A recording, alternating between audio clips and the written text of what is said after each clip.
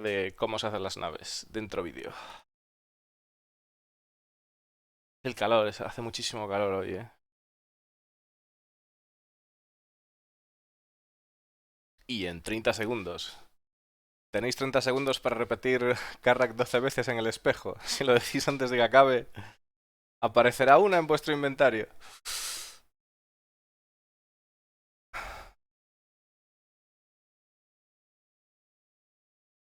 Mm.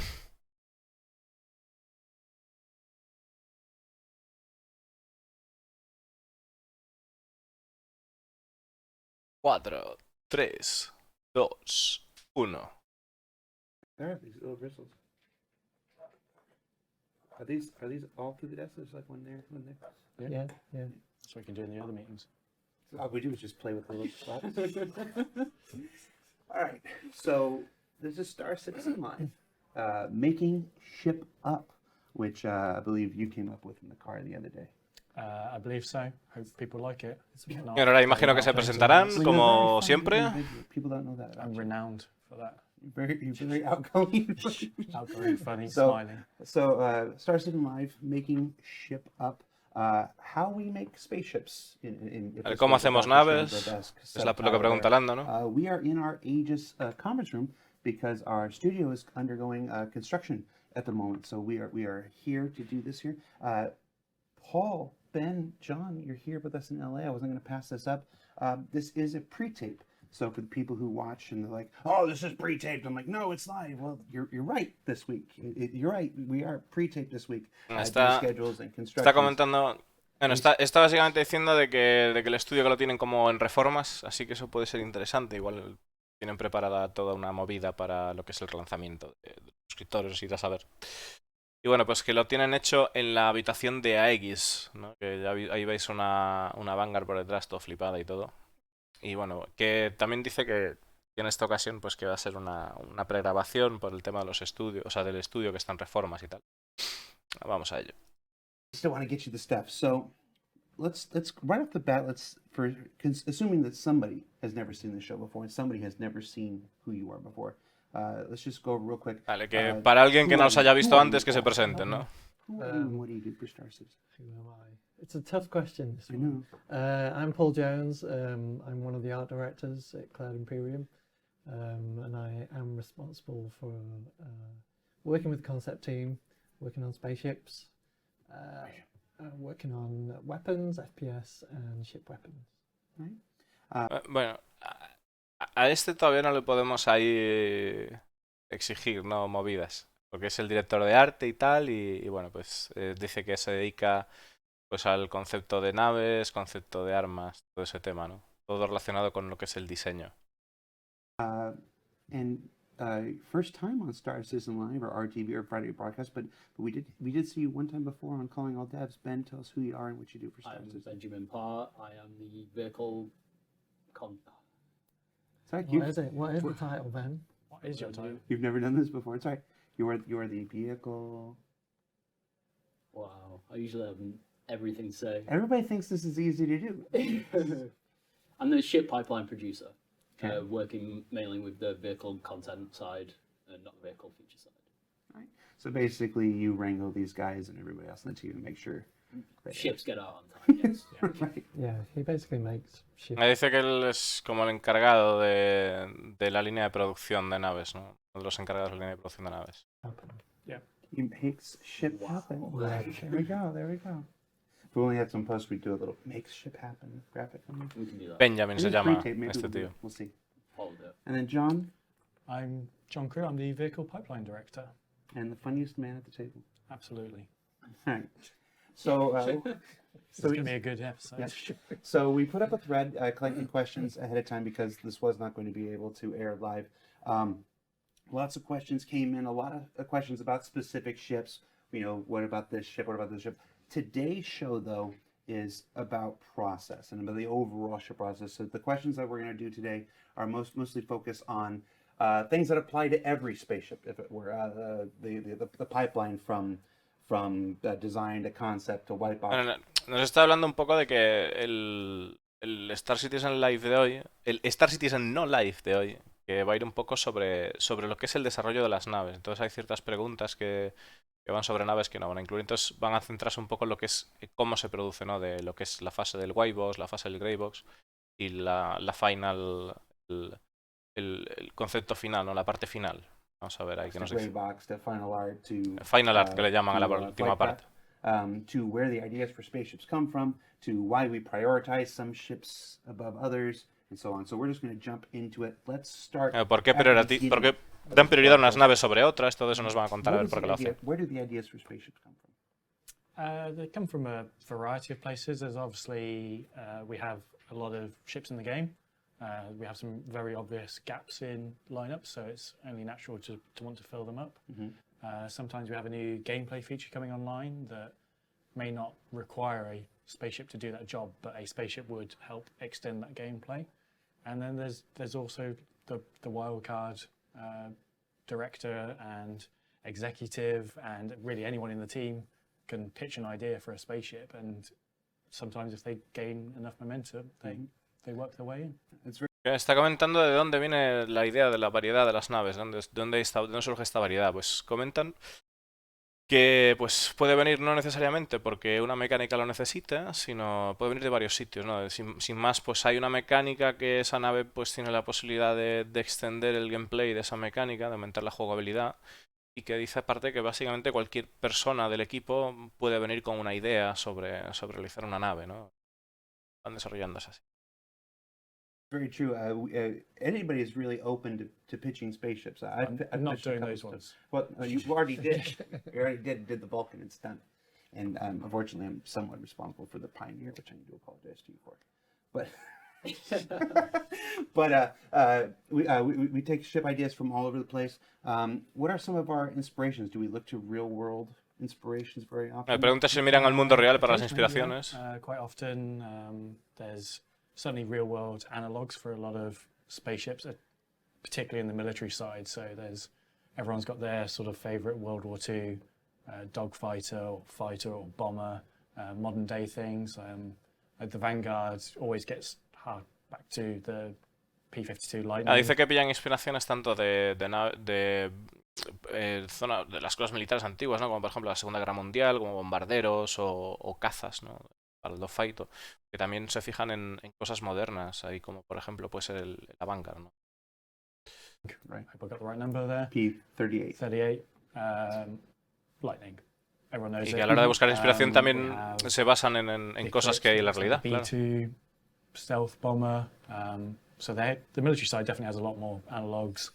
On the less combat side, they sort of have we want a space trucker ship. We have a space tanker ship. So when we have a design and we know this design is going to go into process, flipping my phone over because it's lighting up here, it then goes to you guys to start the process of creating a concept. Now we all know, we were just talking about the influences in design. How often do real world influences come into play with concepts? Not as often as you would think, really, because I mean, obviously we'll have the design direction from John. We'll have a steer from Chris. Because often I can get caught. Sometimes I'll follow one direction and Chris is like, "No, it should be this." I'm like, "Okay," but yeah, I guess that you'll approach it from a functionality point of view. You'll reference whatever you can. So obviously we'll just pull something off the internet. Está comentando de que cómo influye la referencia a la hora de hacer el concepto, ¿no? Entonces que pues el tío se lo enseña a Chris y que a veces no le mola, o que se lo enseña a John, ¿no? Y que no prueba el tema de cómo está viendo el asunto.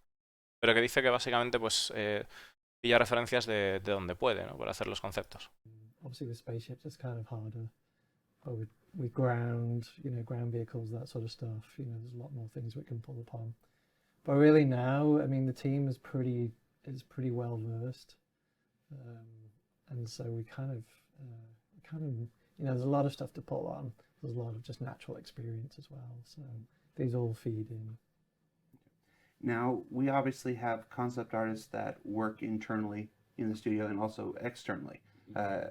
how is that wrangling those two? How do we decide what goes to an internal artist, what goes to an external artist? It's mostly Paul's judging of skills, and I don't know. It's basically his choice. If we'll usually give, we have an external artist we've used for a long time, and he trusts Claro, him. está diciendo a la hora de desarrollar las naves que, por un lado, hay parte de desarrollo de arte que se le da al propio estudio y por otro lado que se le da a personas externas al estudio. Entonces le está preguntando cuál es la decisión, cómo se toma esa decisión de darle ese trabajo a una persona de fuera del estudio. Dice que eso pues es trabajo de Paul, que es este de aquí, ¿no? Que es el mandamás del arte de las naves. He'll give them more complex stuff. If not, then we'll use internal that can be done maybe quicker, it's less risk. I mean, it varies. I mean, like sort of the Asperia Prowler, I think that had 4 concept artists on it because we each, because it was it was a brand new manufacturer. Yeah, everything. I mean, it was, on the one hand, it was awesome, and on the other hand, it's kind of terrifying because it's just a completely clean board. So basically we use different concept artists for different stages just to sort of push it along and get the best out of it because the timelines never change. So it's like, okay, how do we hit this timeline? And you sort of use your assets basically to the best of their abilities. Claro, está comentando luego de que en el caso, por ejemplo, de la Asperia Prowler, que era pues un tablero limpio, un tablero en blanco y que tenían que empezar a diseñar desde cero y que era pues como un reto el hacerlo y que simplemente lo que hicieron en este caso fue, dependiendo de la fase en la que estaba en la nave, pues metieron a diferentes artistas para luego combinarlo y pues sacar la nave que vemos ahora, ¿no? Before we move on to White Box, I want to go back to y bueno, también dice que claro, que el tiempo no se detiene, que ellos tienen tienen como unos plazos, ¿no? Entonces, que tiene que también presionar de alguna manera para poder conseguir las mejores herramientas posibles para poder sacar las cosas adelante. influences, while not necessarily grabbing direct influences. How important is it to find things that connect emotionally? We look at the Temple Ranger most recently. The Temple Ranger is performing very well, and because it seems to evoke a lot of emotions in people when they see it. We've seen people compare it to Judge Dredd, or compare it to Akira, or compare it to the Bat Pod and whatever. And it doesn't necessarily look like any of those. There's this evocative sense that you work into these things. Yeah, and it's. Claro, le pregunta cuán difícil es encontrar algo que evoque sentimientos a la hora pues para los jugadores, ¿no? A la hora de escoger una nave, ¿cómo encuentran esas motivaciones, ¿no? Pues como es el caso de la moto de Tumbril, que por cierto voy a sortear luego, que bueno, pues que la gente como que se siente identificada pues con la moto de Akira y todas esas cosas, ¿no? ¿Cómo hace para encontrar ese tipo de cosas? Si es importante encontrarlas también. I think that's the promo stage. It's I call it selling the dream. Basically, it's about selling the experience of what a player could have. And when I'm working out what shots to do, and working with the marketing team, we'll pull reference from familiar movies, or we'll sort of say, okay, it needs to be this moody scene, it needs to have this sort of vibe going on in it. Está comentando de que a la hora de pillar ese tipo de cosas, que se fijan en, o sea, que lo llama como sería la primera parte de lo que es el desarrollar el concepto, y que lo llama como vender el sueño, ¿no? Que es tratar de vender esa idea o tratar de vender algo que el jugador pueda querer, y pues para eso lo que hace es que se fijan en referencias como de películas, por ejemplo, de momentos o escenas de películas, y pues como cosas así, ¿no? De ese estilo, y para traer esas emociones, ¿no? que hemos visto pues en el cine o cosas. You try and tie it all together. It's just to, like I say, just to sell, whatever it is, whatever the emotion is that you want to bring with that image. So, I mean, it was good. I think the bike worked out pretty well in the end. I think a lot of people got on board with it.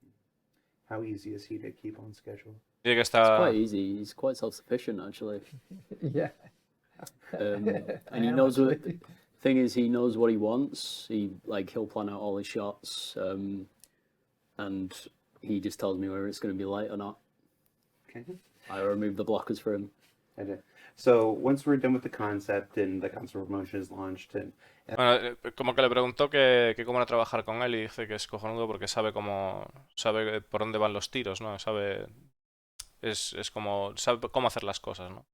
Y decía que bueno, que estaban contentos también del tema de la moto, de cómo estaba saliendo, pues cree que a muchas personas le ha gustado y que van a adquirir una. we then, when we eventually put the ship into production, the first stage is white box. Give me a real brief rundown of what white box is. ¿Qué es So el white box? is getting the fundamental geometry in. So quite often depending on the concept and depending on the concept artist, it could simply be taking the concept mesh, doing a very rough retopo or recreation of it, putting the absolute bare bones functionality in. So you'll grab a seat from another ship, grab a dashboard from another ship, and get that ship functioning. So it Like a functions. Frankenstein. Yeah, because you don't care that the concept has this style of seat. You care that the ship functions. We'll take the main geometry. Está comentando de en qué consiste el white box, ¿no? El white box es la geometría básica. Entonces, que muchas veces pillan el concepto y a veces como que lo rehacen a partir del concepto en la fase de white box. Pues puede que las cosas que se vean en el arte no tengan funcionalidad luego. Entonces también lo que hacen mucho es pillar cuadros de mando de otras naves, asientos de otras naves, como hacer una especie de Frankenstein que están diciendo para comprobar esa funcionalidad y ver que es posible, ¿no? Que funcione. Es lo que buscan. Entonces, a cierto punto es más importante la funcionalidad que la mera estética. O sea, importa la estética, pero bueno, que si no funciona, jodido. We'll start splitting it up in the places that it needs to split up. So the idea for white box is that you have all that base set up in there, done by design. So design, in an ideal world, which doesn't always happen, can just be hands off, and art can just sit there and just iterate on that file, and a fully functional vehicle is maintained at all times. It's just the art progresses. Doesn't always happen, and there's always a level of backwards and forwards between design, art, tech art. But that white box is really taking that concept and giving it an in-game presence that can be tested, because at the end of the day, when we do a concept, we can only check for so much, and we have to assume some things will work, especially for like ground vehicles. You can't do a full suspension test in a bit of 2D art. You need to get that vehicle in-game and run it over rough terrain, because Está comentando que una vez tienen así como ese diseño Frankenstein, o sea, monstruito, ¿no? De rollo Frankenstein, pues que lo ideal sería pues que en un mundo ideal, ¿no? Que los artistas pudieran trabajar a medida que se va construyendo la nave de esa manera para poder pues hacerla más en plan rollo como es el concepto. Pero que hay cosas que no se pueden probar o que no se pueden hacer así, como es en el caso de los vehículos de tierra, por ejemplo, las amortiguaciones o cómo funciona la suspensión, ¿no? Pues eso tendría que probarlo in-game y ver cómo queda, o sea que no es un proceso complicadillo. clearance might not be enough, the axles might not be wide enough, and it's at that point we go, yeah, White this works. box is almost a valid. Claro, entonces dice que una vez está hecho lo que es el white box, comprueban que la funcionalidad de la nave sea la adecuada. Y entonces está dando uno de los ejemplos ahora, que es pues cuando el acceso a una puerta, por ejemplo, está bien o se puede acceder bien a la nave, no hay problemas, pues entonces ya le dan el visto bueno al white box y pasaría a la parte siguiente, que sería el grey box. Validation of the Yeah. concept and Yeah. the place where we address all those issues that weren't found during the concept Yeah. phase. Certainly, we've changed the process over the years, and we run into a lot less of them now. A lot of the older ships never had that level of concept done to them. And Yeah, we didn't have the metrics. yeah, there were no metrics. It was, does this look cool? I mean, we have a Yeah, let's do it. whole suite of metrics now that we can just give to the concept artist and say, okay, here's all your chair heights, seat heights, toilet heights, here's where the sink should be, Yeah. here's like all that. Claro, está comentando que uno de los problemas que tiene, o sea, que tenían antes, que antes no tenían las métricas a la hora de diseñar las naves, que es el caso de la Vanguard, que dicen que, bueno, que por eso ha cambiado tanto. Y es que ahora sí pueden facilitarle las métricas a los artistas, entonces a la hora de mirar la altura que tiene un lavabo o pues los componentes donde van y todo eso, pues ya al tener esas métricas ya se puede trabajar de otra manera. Sort of stuff. Here's where the button should be. If you're getting out of a bed, you need this much space on the floor. And if you've got beds on each side of a corridor, you need to account for both people getting out of bed at the same time and not clipping into each other. So that's why ships over time, especially from concepts, can grow in different dimensions. It's like, why have they just made this ship randomly wider? It Right. was 99.9% going to be, it doesn't work with our animation system. Yeah, it's one of those things like Claro, entonces se refiere a que, por ejemplo, cuando hacen algunos conceptos, un claro ejemplo es cuando tienen camas a los lados de la nave y cuando al bajarse de la cama los dos personajes pues pueden colisionar. Entonces, ¿por qué no hacer ese pasillo más ancho o la nave más ancha sabiendo que si no, no va a funcionar con lo que sería el gameplay luego, ¿no? Entonces, ahí es donde entrarían en juego las métricas que comentaban antes. in a real world submarine, you can have these super tight corridors because human beings can put their arms up like this and kind of scoot past each other in a hurry. But in a video game setting, when you're in a hurry and you're just running and you just hit each other's stuff, things have to often cheat a little wider than they normally would in real life. And white box is the phase where we get to figure that stuff Our character out. models, like, Claro, está comentando Discolando con el caso de un submarino, por ejemplo, que la gente como que puede levantar así los brazos y pasar por los pasillos y cambiar, o sea, para poder, que no hay problema, ¿no? Que entrar en un espacio más reducido, pero que a la hora de un juego que los personajes colisionarían, entonces hay muchas cosas que tienen que ser como más anchas o más espaciosas que en la vida real. if you were going to make a collision mesh for me here, I'm not a big cylinder.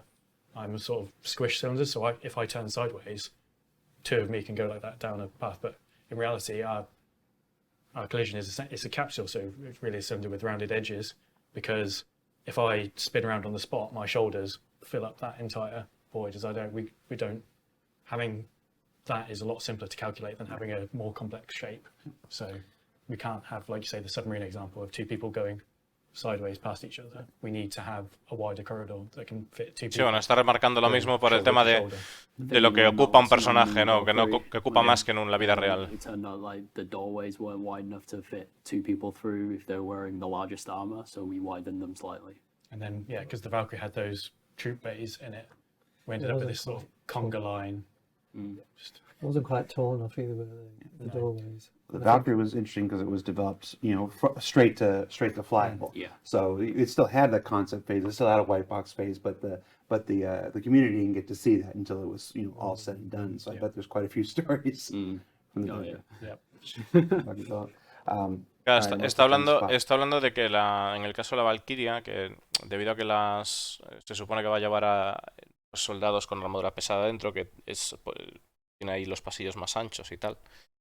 Y de que dice de que, bueno, comentáis colando que ha sido una nave que ha salido ahí casi directamente volable, ¿no? A medida que se ha ido haciendo y que pues todavía se va a tardar en poder ver esos asientos funcionales, que todavía eso está realizándose, ¿no? Está como en white box esa parte. He just told us what white box is. What's gray box? Grey box is where the geometry is essentially finalized, and going from grey box into final art, geometry is locked and doesn't change. So then it's just about finishing off the materials, maybe dressing with props if needed. But grey box is locked geo and shouldn't change. A lot of the time. Está comentando lo que es la Grey Box, que la Grey Box sería pues ya trabajar con la geometría terminada de lo que es el White Box y pues podrá empezar a poner los materiales encima, ¿no? Los diferentes texturas, materiales, maderas o yo que sé, cuero o el papel albal para envolver el bocadillo de las cutlas, ¿no? When we show ships in development in around the Burst or inside Star Citizen, they'll often be in gray box phase.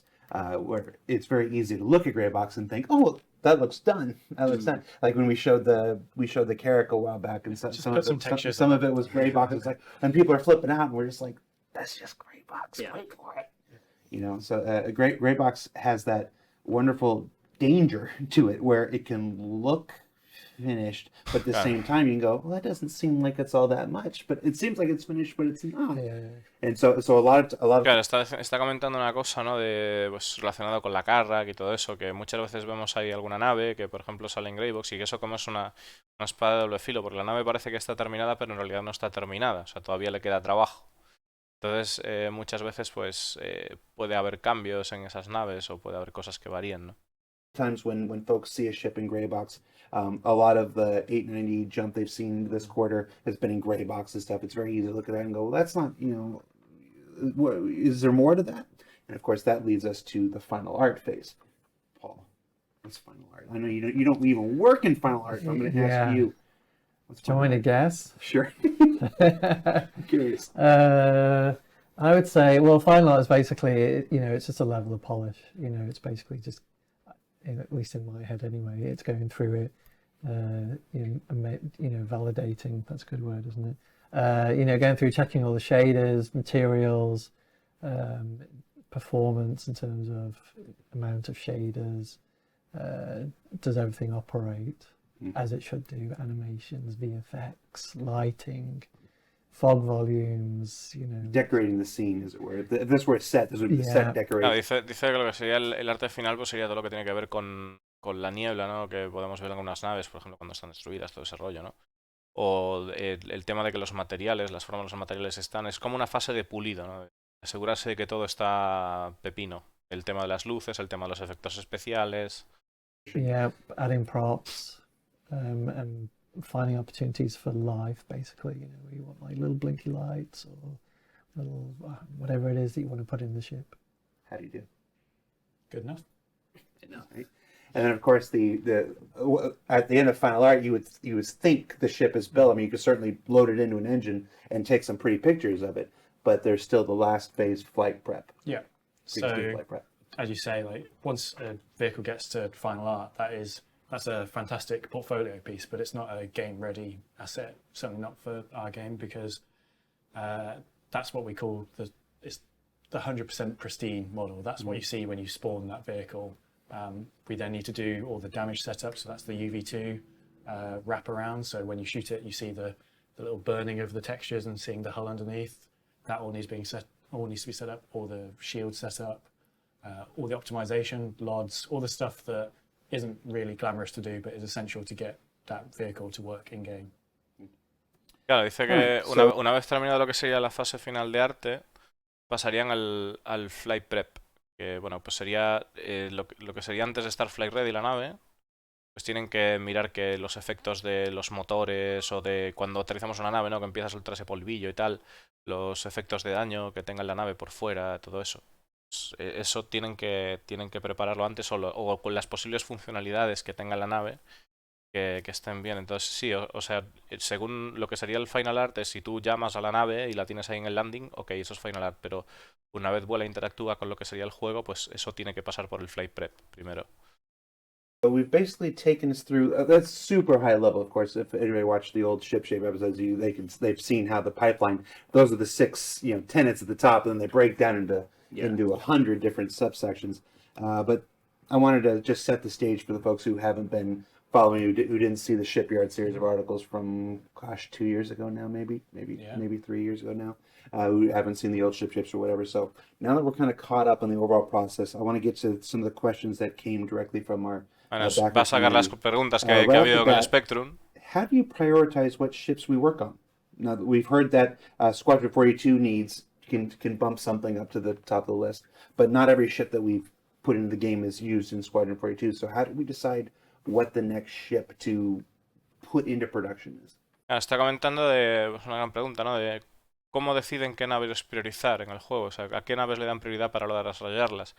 O sea, por un lado estaría lo que sería el Escuadrón 42, que sabemos que le dan prioridad para eso, pero por otro lado hay naves que le dan prioridad que no tienen nada que ver con Escuadrón 42, ¿no? Entonces, ¿cómo hacen?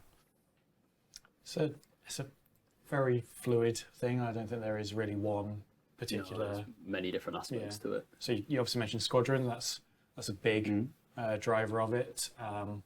Another one is ensuring that there is some ship content in every quarterly release. And as every ship takes a different amount of time, and we have different amount of resources in different studios, Right. if you gave the same ship to the 3 studios that work on vehicle content, they would all come back with a different end date because they have different capacities.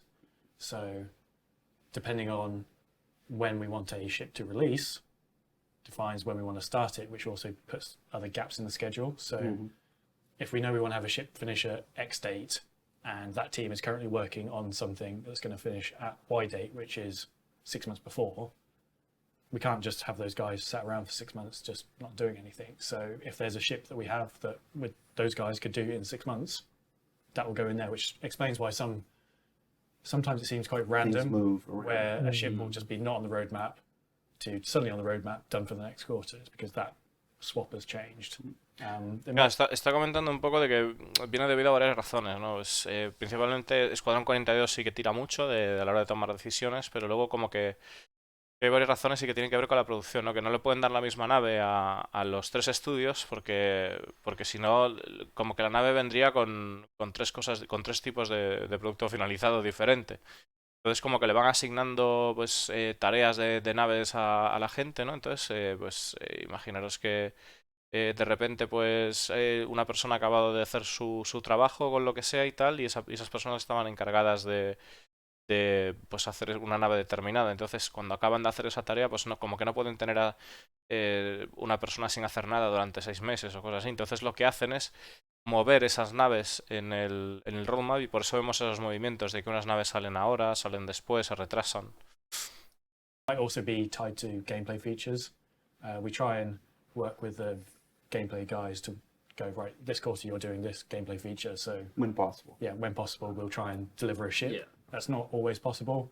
Sometimes we'll slip on the vehicle side, sometimes I'll slip on the feature side, sometimes we'll both slip and we'll slip different amounts. Needs that of the all just knocks company on. as well. Yeah. Needs of the company, sometimes what Chris wants, what he wants to see in game too. Yeah. What John wants to see in game. What makes sense with other things that are in game. Yeah, there's no point Claro, just dice que tampoco, que son más cosas aparte de esto, ¿no? Que puede ser, por ejemplo, la decisión que tome Chris de lo que quiere ver ahora mismo en el juego, lo que John quiere ver en el juego, por lo que quieren, pues porque sale alguna cosa determinada y quieren apoyarla con una nave, ¿no? I mean, we could sit down now and completely change the schedule and just focus on doing capital ships that we have in our backlog, but We wouldn't see a ship for 9 months. yeah, while you we would were see a working. ship for 9 months, and that ship is for a very small amount of the community that have it. Claro, dice que comenta, dice, sí, ahora podríamos sentarnos y empezar a hacer naves capitales, ¿no? Pero no veríamos una nave capital hasta dentro de 9 meses, y aparte de que la cantidad de gente que tiene una nave capital no es tanta como otro tipo de naves. You could argue that it'd be better our time spent doing multiple smaller ships. I think Claro, dice you also made a que point earlier- sería mejor gastar ese tiempo en hacer varias naves pequeñas. earlier on about picking the right artists. I imagine, not every person who builds ships for Cloud Imperium Games has the aptitude or skill set to work on every type of ship. Like some artists, would be their personal styles would be more appropriate to work on a Drake ship, and some of the artists their styles would be more appropriate to work on a Mist ship. And when you have an artist come free, you want to keep that artist engaged. Like you said, you want to keep them working. And yeah, we wanted to do a Drake ship next, but this artist isn't really the right fit for Drake, but they are a fit for Mist, so maybe we pull something from Mist up ahead to make, since they have Claro, está diciendo de que a la hora de poder trabajar las naves, no todo el mundo está preparado para trabajar en todo tipo de naves. Y pues a la hora de diseñar el arte o trabajar en ellas, pues si una persona está acostumbrada a trabajar con Drake, pues como que no estaría bien ponerla de repente en algo que sea MISC, ¿no? Entonces, en el caso de que, por ejemplo, una persona acabe de hacer su trabajo, por ejemplo, en este caso está poniendo el ejemplo de MISC, y pues como que no la van a poner a trabajar en una nave que no es de MISC, entonces dicen, bueno, pues de repente igual se mueve una nave de MISC en el roadmap y aparece ahí pues antes, ¿no? that opening to keep them going. Yeah, so it works the opposite way as well. For instance, on the 890 jump, there's certain artists that needed ramp up time to get used to that art style because they'd been working on something from Aegis or Anvil beforehand, which is it doesn't have the curvy flows to it. So we need to think about that when we're also scheduling in the ships. And as a reverse of that as well, we can also sometimes find that if someone's worked on the same style of ship for a long period of time, they're great at doing that, but they're absolutely sick of doing that art style, and Yeah. they're begging to do another one. Right, keeping your artist engaged has to be a Yeah. super Claro, estaba comentando que también funciona en el sentido opuesto de cara a la 890, porque es un montón de trabajo el que tienen que hacer. Y comentaba también bueno, de que a cierto punto, o sea, hasta cierto punto que sí, que puedes tener a personas como trabajando en una misma marca y tal, pero que serán felices, pero que con el tiempo que se volverán enfermas por ese tipo de trabajo, ¿no? Que igual como que indicando que es bueno variar un poco también. important aspect. Yeah. I mean, even working on the coolest spaceships in video games must be kind of tedious working on your 11th Aegis ship in a row, Junker. Everyone loves Aegis ships. Makes them more. We took a whole year off the Aegis, and I was so happy. Year of Aegis. It was the year of Aegis for a while there. All right. When designing the look and layout of a ship, how do you weigh functionality and sensibility versus obvious rule of cool? The ship's got to be well, cool. yeah, but we've sort Claro, of shied away. ¿cómo hacen a la hora de escoger funcionalidad sobre que las naves luzcan de puta madre, ¿no? Entonces, va a decir aquí que las naves que tienen que lucir bien, ¿no? We haven't shied away from it. We've moved away from just deliberate rule of cool Yeah. stuff. It's a lot more informed. So you're admitting that for at least a little while we were very rule of cool. Seems like a trick question, but let's just say that we're a lot more considered now and about, there's the functionality which is king, but then it does have to look badass, and Chris never lets us get away with it. Do you know what I mean? We all know. Dice que la funcionalidad tiene que ser la reina a la hora de diseñar las naves, pero que también tiene que lucir increíble en la nave, porque si no, Chris no te va a dejar sacar esa nave. Chris no les va a dejar sacar I've una had nave que some sea una horrors mierda. in my past, but we always get there. So it's sometimes it's just difficult, isn't it? Do you know what I mean? Algunas veces simplemente es difícil you're hacerlo. reliant on the artist, and you've literally just starting with a blank piece of paper, and it's like, okay, how do we make this super cool thing that's not been seen before, that hopefully doesn't get accused of being someone else's ship, even if it's not, all that sort of stuff. And so, yeah, it's always a bit of a struggle, because sometimes functionality does define where you end up at, especially if you're making a realistic kind of game. If we do something that just utterly ridiculous or fantastical, Chris is just going to go, no, that wouldn't work. And so, you're brought.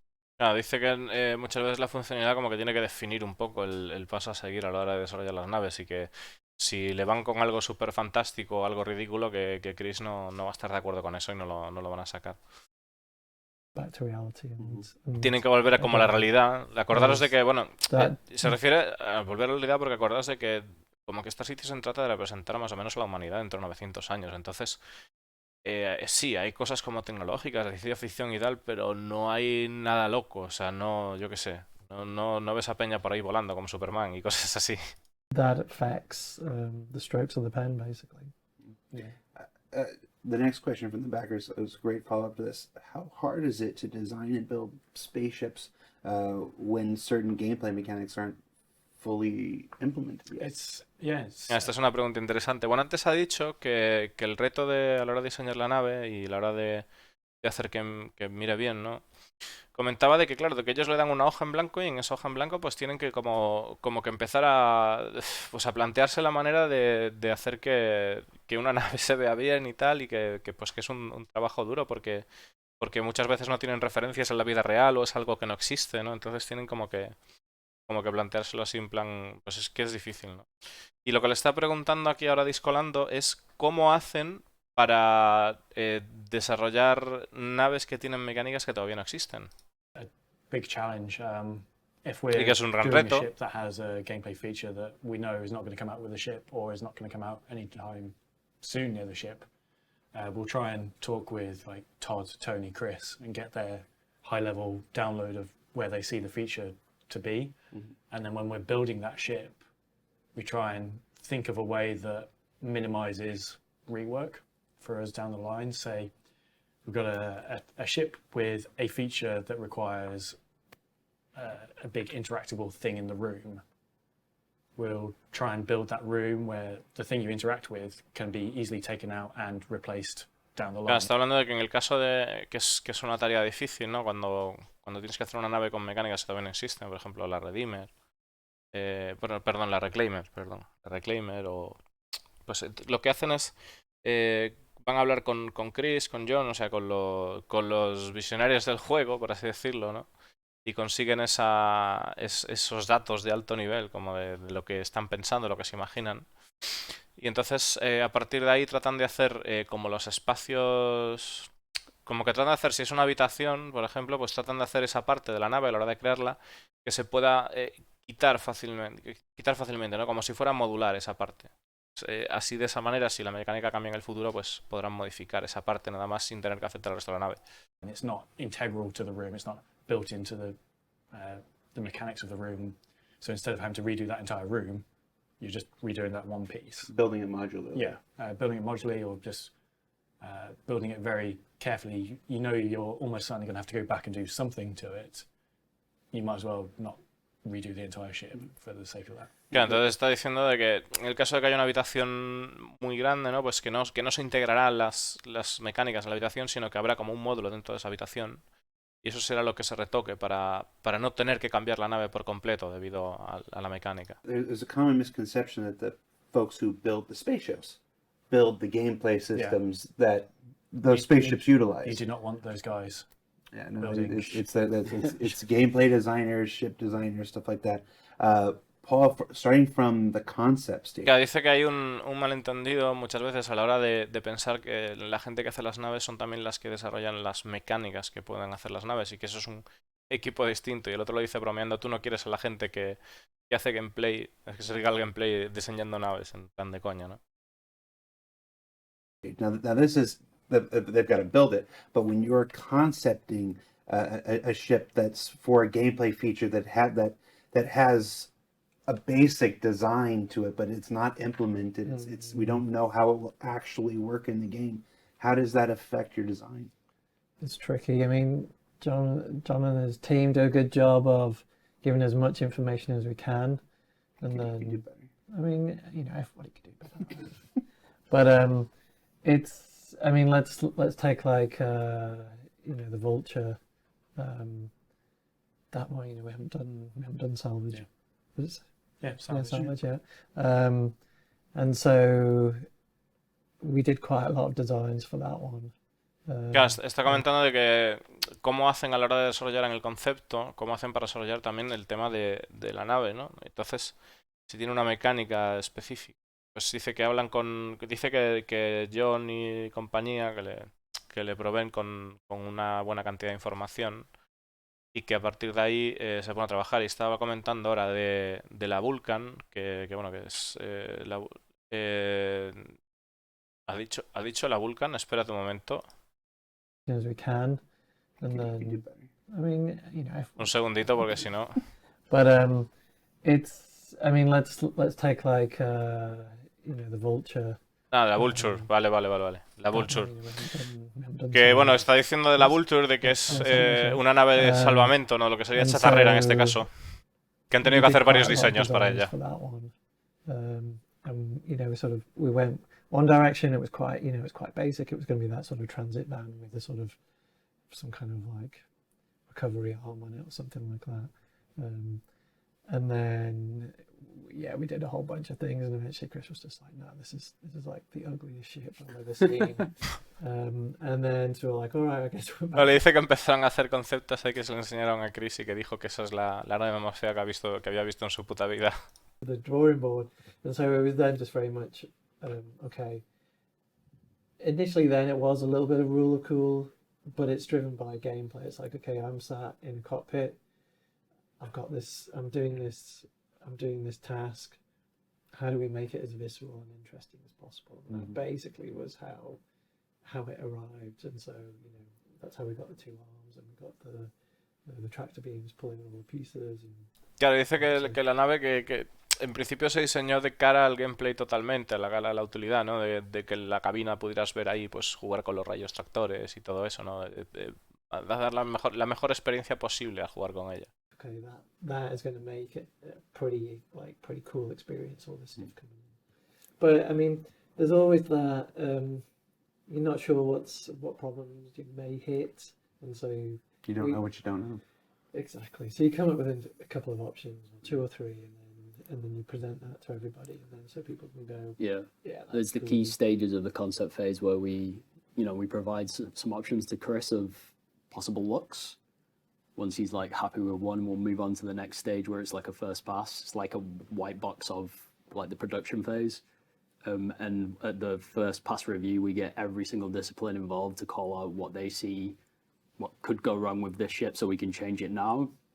Going from Claro, there. están comentando de que a la hora de diseñar lo que hacen es que, bueno, que diseñan como varias opciones, como 3 o así. Entonces, una vez, bueno, pues le presentan estas opciones a Chris y Chris se decide por una que le gusta, ¿no? Pues pasan ese diseño al resto del equipo, a todo el equipo, ¿no? Para que busquen posibles problemas que pueda haber a la hora de pues, incompatibilidades con el diseño y posibles funcionalidades.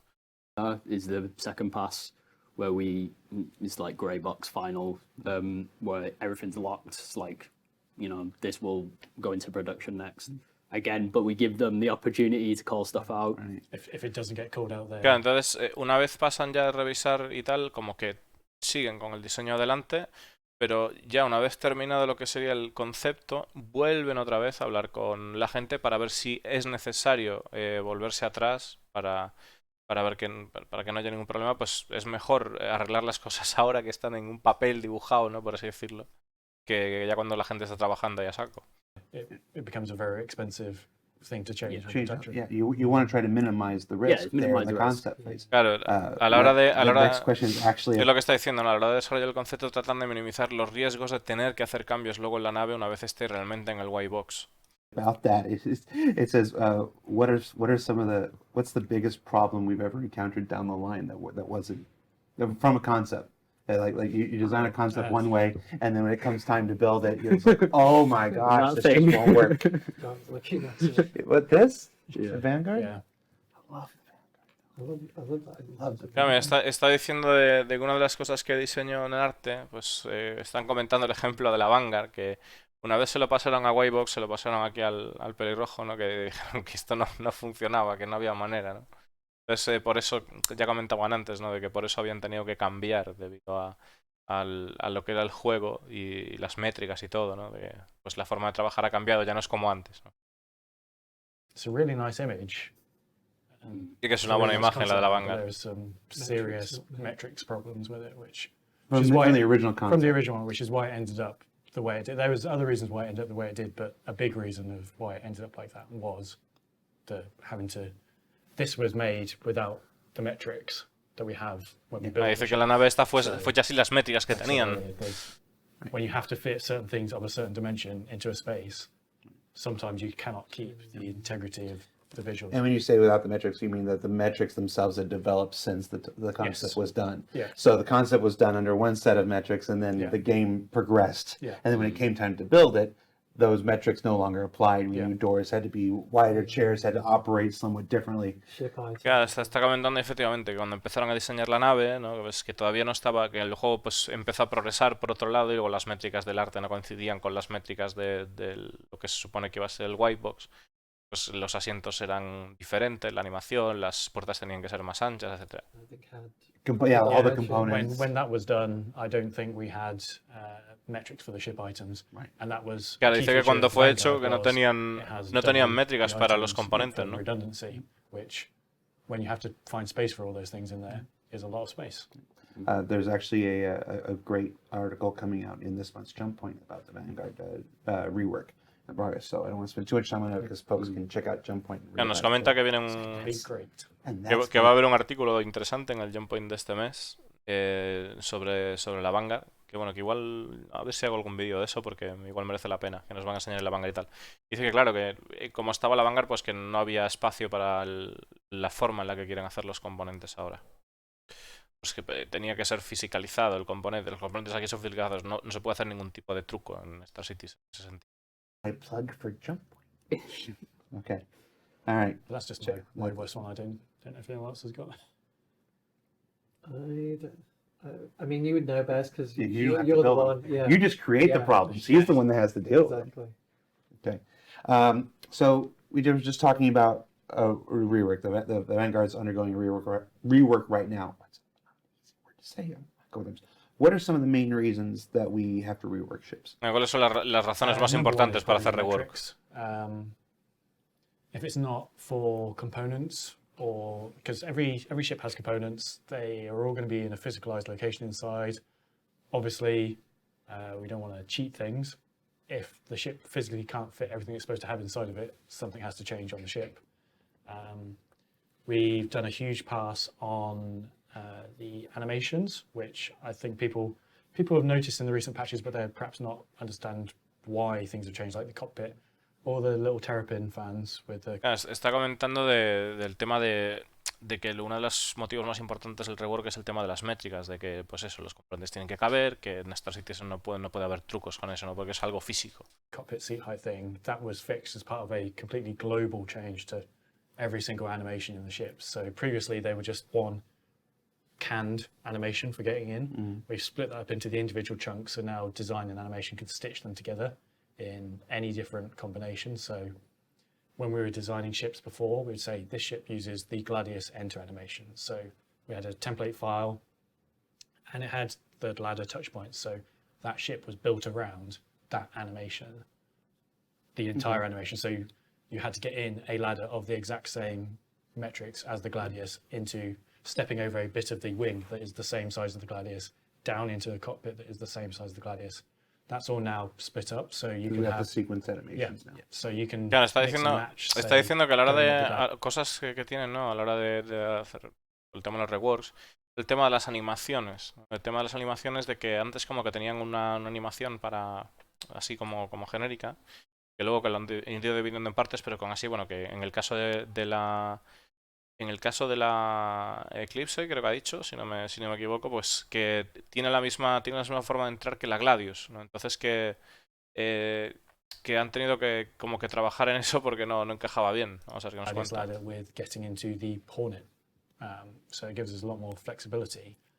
But that meant all the ships have to be vetted to fit things. We found examples. The Avenger and the Eclipse supposedly used the same animation. La Avenger y la Eclipse. Turns out they did not in game. So when we fixed the animation, the Eclipse just, you were walking inside the geometry as you went up the ladder. That's because someone had just done a sneaky little fudge to the animation, saved it as Avenger 02, job done.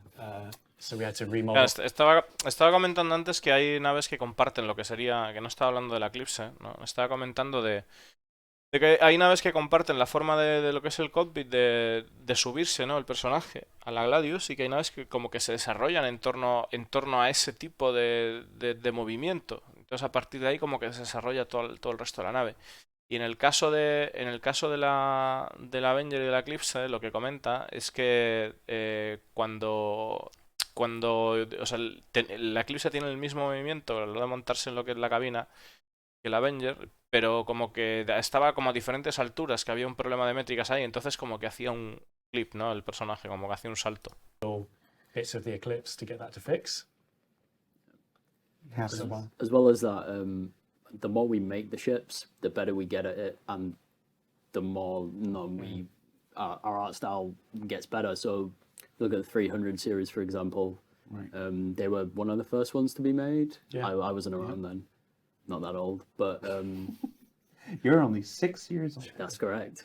Good beard. But with the 300, the rework and the 600i, completely different style. So reworking it made it look way better than it does. So art styles evolve and iteration. Yeah. Claro, dice que están, a medida que van haciendo naves, pues cada vez van perfeccionando y haciendo mejor las cosas. Y el ejemplo claro pues sería el rework que le han hecho a la 300, ¿no? O la salida de la 600, ¿no? Que pues se ve que claramente su estilo ha mejorado. Y la verdad es que tengo ganas ya de verlas porque tienen pintaza. Tienen pintaza. Lo de la web vais a flipar, chavales, con la personalización que tienen esas. I think in 3.5, the M50, nobody will have noticed this because you just can't have seen it, but the M50 was actually carrying around the old damage model this entire time, where instead of having the UV2 damage, it had the four bespoke modeled damage states for every single part. Because we didn't have the UV2, you literally just swapped the left wing from 100% to 75%. So in the old days, we had to model a ship 4 times to do that, and then you'd swap between it. That's gone now. And that's probably the oldest ship in the game that hasn't had a touch. And that's on the roadmap soonish for a update pass. Now, I'm glad you said update pass. On the public roadmap, we see a lot of different terms. Claro, está hablando de que una de las más antiguas que hay es la M50, como que está mal, lleva un montón de tiempo sin cambiar. O sea, y es de las primeras. Entonces hay cosas como a la hora del gameplay es un puto desastre. Como otras muchas naves, ¿no? A la hora de el comportamiento de escudos o cosas por el estilo, ¿no? O de recibir daños o de... terminologies thrown around we go. for the ships. So this isn't even on the list. This is just mine. We see improvements. Yeah. We see updates. We see reworks. Tell us what the difference between these three, and are there more than 3? Claro, ¿cuáles son las What diferencias does entre... improvements mean? When we sit there, when we look ¿Cuál es la diferencia entre rework y mejoras, ¿no? at Merlin improvements. Cuando vemos improvement en el roadmap, ¿cuál es la diferencia? I would say there's really only 2, and it's just different people saying the same thing. So rework is like a complete ground-up rework of the ship. Nothing remains of it. Improvements or updates is like what we're doing with the Merlin. So that core geometry stays the same. We're just perhaps redoing the materials to modern standards. We're updating the LODs.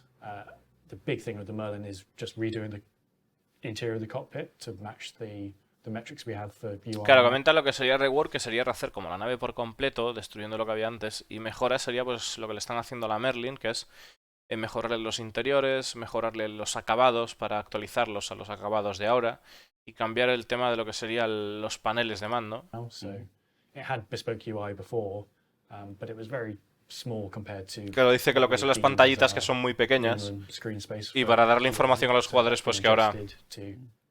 Fill that. And really that's just, it's an update or improvement. It's not a rework because it's only a tiny part of the ship has had a complete rework. The rest has just had a touch up. And oftentimes we've been going through and doing minor improvements to ships for like ship components and stuff, just making sure that they have the appropriate spaces. Sometimes just adding doors. Yeah, we don't tend to put them on the roadmap, like those ongoing quality of life changes. It's, if an artist is spending a considerable amount of time on it, then it goes on the roadmap. Because some folks may have seen, slight, subtle changes to existing ships. Yeah. There's no mention of it on the roadmap or whatever. Like that's for the component work. Claro, está comentando de que a la hora de los nuevos componentes, como que va a tener que haber más puertas y tal para interactuar, y que dice que si un artista trabaja el tiempo suficiente en el retrabajo de esas naves, en el improvement de esas naves, para el tema de los componentes, que hemos visto que tiene subcomponentes y toda la historia, pues que saldrá en el roadmap, ¿no? Si trabaja lo suficiente un artista en esa nave en concreto, en la que sea. Dates and all the sizing and stuff like that. Yeah. All right. We just did those 2 right there, and that whole thing. So we're gonna skip past that. Efficient. Yeah. All right. So let's get into some of the meatier why we do things the way we do. Can you explain? Always a good question when it starts with "Can you explain?" Están ya cachondeo. Can you explain? ¿Puedes explicar? I don't know why I'm getting so high and nasally there. Keep going. Can you explain? Can you explain why we place turrets the way we place them? On many ships, they are not really in optimal placements, like the Starfarer back turrets or the Freelancer turret that blocks the cargo.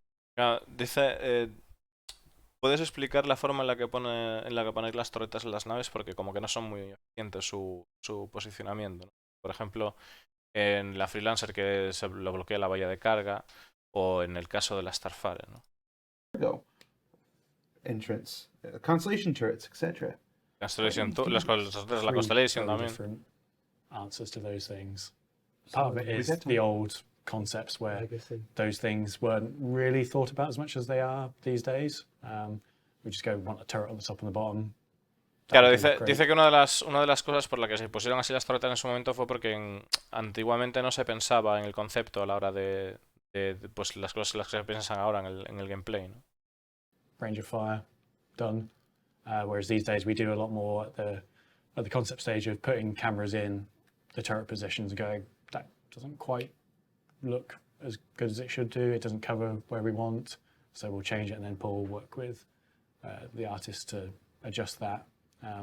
Generally at the design Claro, dice que ahora mismo en la actualidad lo que hacen es cuando están diseñando la nave, como que ponen cámaras en el diseño para poder ver lo que se ve desde las torretas, y si no tienen la utilidad deseada, pues se manda a los artistas para que rediseñen ese trabajo. stage we'll go, it needs to be 5 turrets, ideally 1 or 2 pointing this way, 1 or 2 pointing this way, and then we leave it to the art guys to pick a combination of what can hit those goals and what looks best.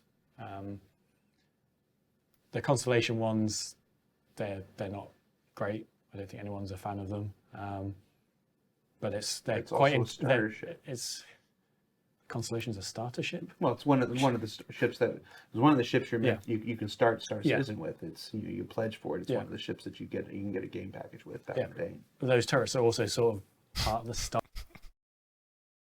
Bueno, perdonad, es que están hablando de la Constellation y bueno, dicen que claro, que las torretas de la Constellation sería un tema cambiarlas porque como que quedaría muy feote en el diseño, ¿no? Y lo que hacen pues realmente es a la hora de diseñar las torretas, como imaginaos que pillan 5 torretas, bueno, pues ponen 2 para un lado, 2 para otro y 2 para tal, y mirar a ver cómo queda, ¿no? Con el tema de las cámaras y todo eso y tal. Luego como que se le da el tema de arte para que escojan las diferentes posibilidades que puedan obtener de combinaciones y que pillen la que tenga mejor así aspecto y tal, ¿no? La que más mejor. Y luego comentaba aquí así en plan coña, Disconando me decía que la Constellation es una starter ship. O sea, una nave que vale 225 pavos es una nave starter. Y bueno, dice que claro, efectivamente la Constellation se vende como paquete de juego, y es verdad, pero de ahí a que lo llamen starter ship, vaya tela. Style of the ship, if we change them to be something that was significantly better, you ruin a lot of the aesthetics of the ship. The Starfarer rear ones, the old flippy upside down turrets didn't work well, which is why we spent a lot of time on the Valkyrie lower ball turret, where you stay the right way up. You gimbal with the turret. That makes the experience much nicer. Ideally, for ships like that, we'd want to go back through them and change them. There are some other considerations we need to do for that. Are you committing to that? Claro, estaba diciendo que hay en unas naves, o sea, en naves que simplemente pues te montas y pones boca abajo, como en el caso de la Starfarer, ¿no? Con la nave y tal. Pero que hay otras que por eso se fijaron, ¿no? Al ver los fallos que encontraron en la Starfarer, que por eso se fijaron en el tema de la Valkyria. A la hora de que tú te montas, tú te montas bien, ¿no? Te montas en la posición correcta y que tú te mueves con los movimientos que hace la torreta arriba y abajo. Entonces como que le da unas mejores sensaciones, y que lo ideal sería volver atrás y poder ir cambiando esas cosas poco a poco. John? Yeah, I was going to say Not on that camera. that is not the same as committing to going No. back. That's In an ideal world, we'd love to do that. We learned a lot doing the Valkyrie, and Sí, que aprendieron mucho we haciendo la took back into Valkyria. the other ships. What was the other one there? the Freelancer. Freelancer, those prongs were always supposed to fold up into the ceiling. We will do something about it someday. That one I will guarantee. All right, we're done here, everybody. Dice que... Bueno, sabéis que ha habido una polémica de la hostia por el tema de la Starfarer, de la torreta, que tiene ahí un ferrancho ahí puesto en el medio, ¿no? Y que dicen que por qué cojones tiene eso, porque así impide que pueda caber un Cyclone, no pueda caber un vehículo bien, ¿no? Entonces que dice, ahora ha soltado así la bomba de que dice que bueno, de que en el futuro el tema de la Freelancer, que igual arreglan eso y tal, pero que no promete nada. There. All right. I have to imagine there's also an element of game balance. Not every ship can do everything. You don't. It's very. Claro, está hablando what del we see balanceo de very juego, ¿no? often Que is no todas las naves somebody pueden hacer will de todo. Pick a ship that you'll create some imagery that's just awesome. Maybe not too awesome. I don't want to make this somewhat awesome, and we'll fall in love with that ship. And now instantly we want that ship that's now become our favorite to be able to do anything. Like we wanted to have turrets that cover 360-degree firing arcs around the entire thing. We wanted to have the best armor. We wanted to be the fastest off the starting line. How do you balance that? How do you just not? How do you resist the urge to just not make every single ship the best ship they can be? The gate. Claro, está diciendo que una vez tienen una nave en concepto y la ven, que dicen que pues que se pueden llegar a flipar, ¿no? En plan de, "Buah, ¿por qué no metemos aquí que la nave tenga torretas para que la coban en 360? Porque la forma mala la hostia, que sea la más rápida o que sea el que pueda hacer de todo, ¿no?" Entonces, ¿cómo hacen para evitar eso, ¿no? Para evitar que cada nave que sale, ¿cómo hacen para tratar de evitar que, que sea la supernave? Checks that we have at the concept phase, that is exactly what that is for. Every discipline will get involved and say, I don't like it this way, this will do this, this will do this. That'll be our feedback to go away, reiterate on it, come back, show them again, and then maybe they'll be happy. Yeah. Then we do balance again for stats, and that's during the flight prep phase. So you're saying there at one point there was a version. Claro, cuando sacan la nave, la comparten con varias partes del equipo, ¿no? De Star Citizen, y para que todo el mundo esté contento con la nave, y si gusta, pues es como hacen las cosas para que no se salga de madre la nave. Entonces, una vez hacen eso, pues la vuelven como a rebalancear, pasan por otra fase por la que rebalancean y después la sacan al flight prep. The Dragonfly, where it was the best dogfighter in the world, you just had to scale it back. We had some pretty cool versions. Let's go the other direction, from the most capable ships to snub fighters. This question just simply says, how are snub fighters supposed to remain relevant? What are snub fighters? Claro, ¿cómo se supone que los snub fighters van a ser algo relevante? What are the roles? What's the Va a ser roles interesante of tener snub uno, fighters ¿no? in the universe? Snub fighters are Snubcraft. Not all of them are fighters. yeah, I want to they're, pigeonhole them. they're parasite ships in terms of they require a sort of mothership to transport around. They don't have quantum drives.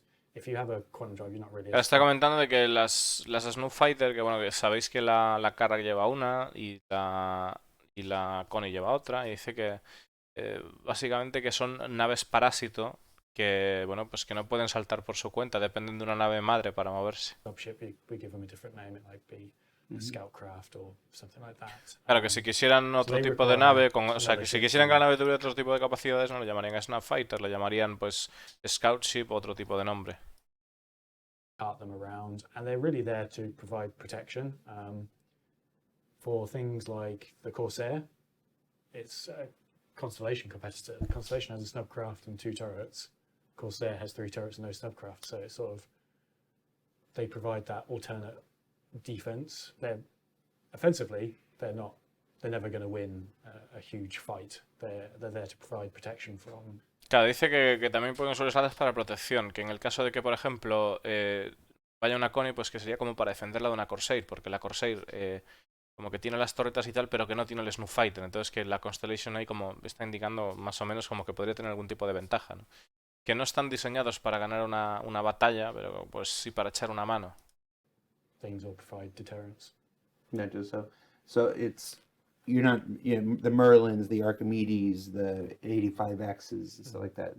They're do you consider them full spacecraft in their own right? I mean, I consider them full spacecraft. They're just they serve a particular subset of a role. So the ones that are fighters are there for that deterrence and defense. The ones that are racers, they're great racers in their sizecraft. If you brought an Archimedes against a souped-up M50, you're probably not going to win unless something bad happens to the M50.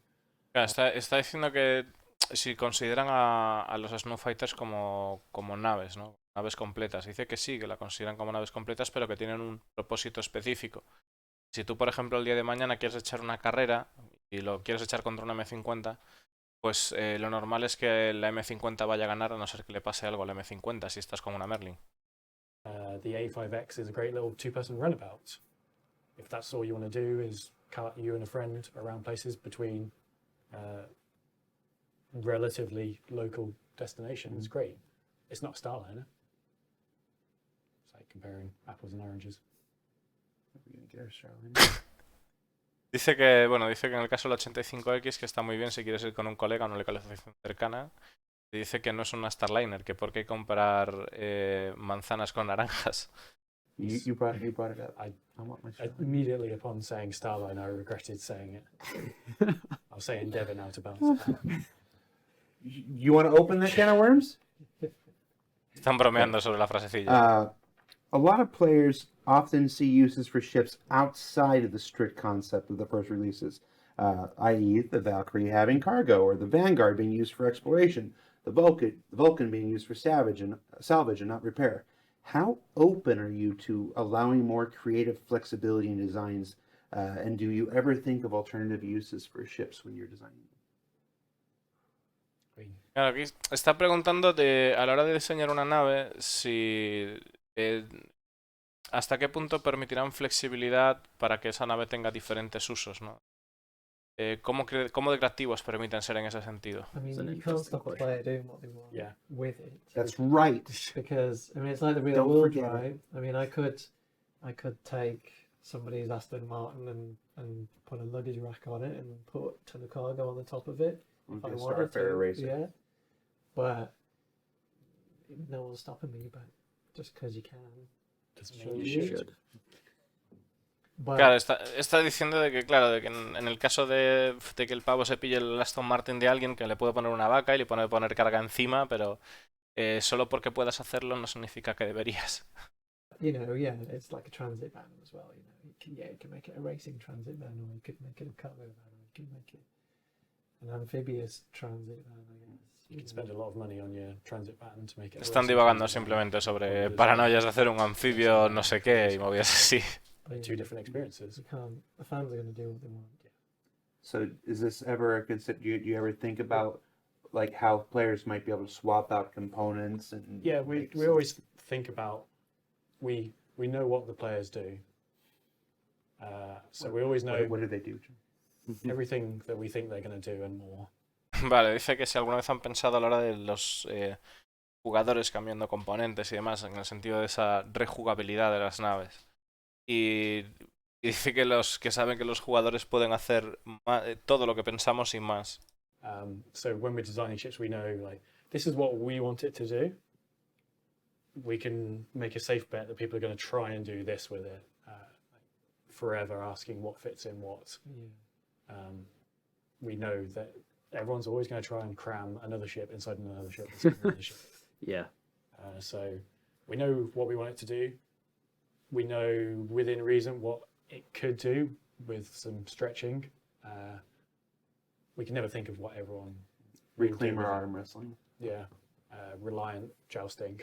I mean, we don't do like a big bennies check, do we? Like, we don't like try and figure out how many big bennies. No, Vending we- machines can get into the back of something. If it's designed to fit something in particular, we'll check that, but we don't tend to check every single object that the universe can fit inside it. I think the phrase we use is emergent gameplay. We put it out there for the internet. Están hablando de cosas de que, por ejemplo, ellos se centran en una nave para que haga una tarea y para no volverse locos. O sea, esa es la tarea que va a hacer, ¿no? Y hablaban ahora bromeando de a la hora de que estaría bien poder llevar una máquina de Big Bennies dentro de tu nave, pero que no se van a parar a mirar que todos los objetos del espacio puedan caber en la nave, ¿no? Entonces dice Discolando que es lo que se le llama juego emergente.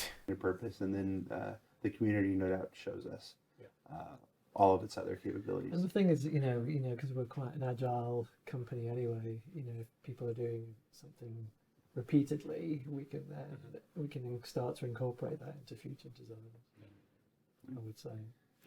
Like the dream of using the Caterpillar as a broadside machine, you know, so they're loading it up with cannons or with rail guns or with whatever, and using it like old style sailing ship broadsides. You know, it's I've seen people with the Caterpillar with just doors open, arrows landed on every single one. It's now an aircraft it's an carrier, aircraft carrier.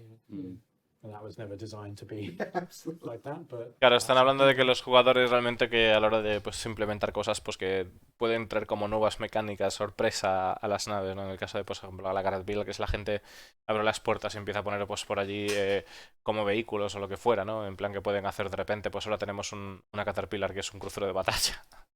that's cool. Next question is just about the overall ship pipeline. Is the current ship pipeline mostly optimized, or do you have more tools coming online that will decrease the time from design to flight ready? Are we happy with the pipeline? Are we set? Claro, está preguntando si, lo que es la cola de naves, la cola de producción de naves está ya optimizada o puede haber más mejoras al proceso en sí. Like, have we figured out the I'm most never happy. optimal way to make spaceships? Dice I'm que, never happy. dice que nunca estoy contento, el otro, o sea que seguirán mejorando. Meet Ben. Things can always be done quicker. Hopefully. Bean counter Ben. Claro, que Things cada vez las tech, cosas se podrán hacer más I rápido. think we've got a good pipeline now. It's come on a long way.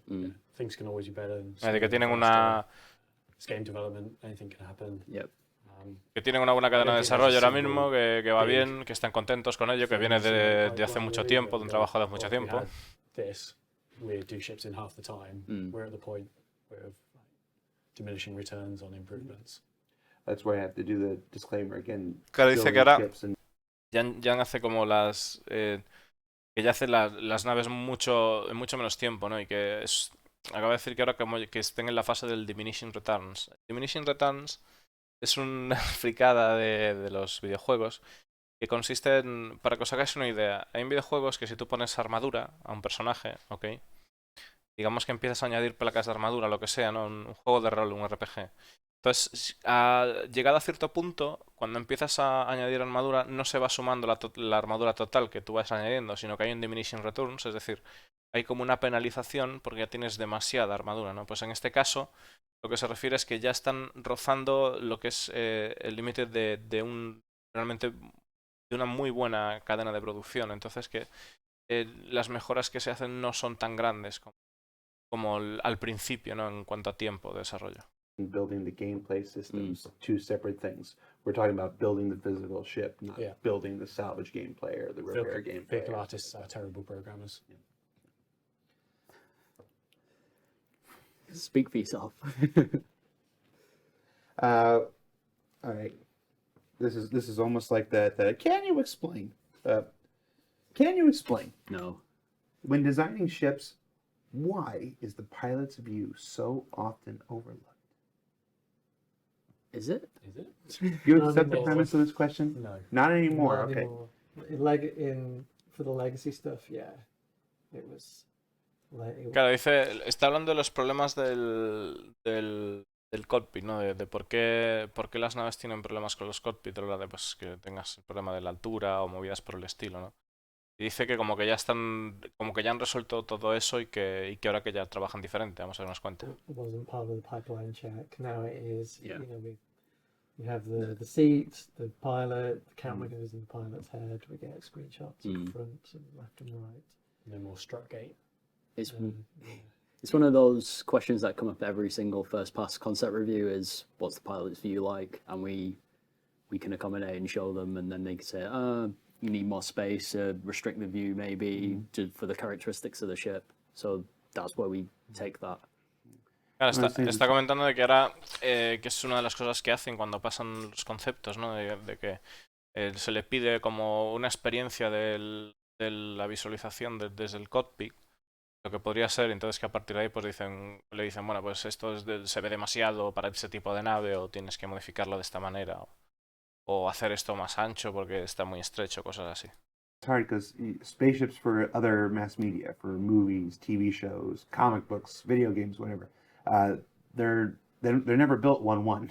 They're never built to actual proportions and built out to direct specifications, so they can cheat a lot of those things. I mean, when you look at the interior of the Millennium Falcon, you look at the exterior of the Millennium Falcon, you go. I mean, I'm sure Disney had some struggles the last couple of years when they're building their life size down at Disney World. Claro, está diciendo que es muy diferente a la hora de producir una nave de cómo se ven en las pelis, ¿no? Porque ellos lo hacen a escala 1:1 y en las pelis pues tú ves el halcón milenario, lo ves el interior y luego lo ves por fuera y como que hacen mucha trampa a la hora de hacer los escenarios. Those were some of those lessons we had to learn, quite frankly, the hard way. Yeah. From those early days when we were concepting ships the same way you would for a movie or a TV show, and then getting in there, developing the metrics over time, and seeing how these things actually work in practice in a 1-1 environment, and going. Yeah, and the concept team, they Claro, did es it que a la hora de the trabajar en way 1-1, telita, es they lo que went está to diciendo, ¿no? Que no es lo mismo, no tiene nada que ver. sort of evaluating sort of historical stuff. And Mhm. so they're very much on board in terms of fixing those issues. And like you said earlier, the thing with the Terrapin view wasn't actually specific to the Terrapin. It was No. it was a global thing that was Yeah. happening. Yeah, it was one animate. It wasn't ever the seat was designed to be that low. It was using an animation from another ship that was just incorrectly put on that ship. Claro, está hablando del I think, caso de like, el caso de la Terrapin, que no era un problema de la nave en sí, sino el problema de la animación que se estaba usando, que era de una animación de otra nave y que por eso se veía mal, ¿no? Pues poco a poco tienen que ir corrigiendo esas cosas, claro. Hammerhead, the window at the bottom of the ship that came out of a first pass review, because somebody said it'd be cool if you could see downwards, and then Paul's like, "Yeah, okay, I'll do Fly that to that. that." That's exactly Is like that how that happens? Yeah. Can I see that again? Vale, están diciendo de que a la hora de la Hammerhead, que de diseñar lo que es el asiento, dice que pues que fue uno por allí y dice, estaría de puta madre que fuera como ahí debajo de la nave el tipo y tal, y pues que dice pues que uno de los rayos dijo, ok, lo haré, y pues así surgió la forma que vemos hoy en día de la Hammer, y están confirmando que fue como pasó, así de coña, ¿no? no, just one time. How often do you take into account internal modularity, like changing? You talked about this a little bit before, but changing the rooms, decoration, storage, and furnitures. For example, the example they give is switching a weapon rack for a shelf. Do you ever, when building these, how modular do we get? How much do we protect ourselves for the future? Depends on the ship. Sometimes we build the modularity for gameplay reasons, like the Retaliator modules. Like that entire room can come out and be a different room. Están hablando del tema de la modularidad, referido a cuánto se protegen para el futuro con modularidad, con partes que puedan cambiar de la nave en caso de que haya cambios en lo que es la jugabilidad, pues que se puedan modificar cosas sin tener que cambiar la nave de nuevo, hacer un rework de nuevo, ¿no? But also sometimes for art production reasons, like the Vanguard rework, the hoplite central pod room is, well, across all the Vanguards, it's essentially 4 bays now, 2 on each side.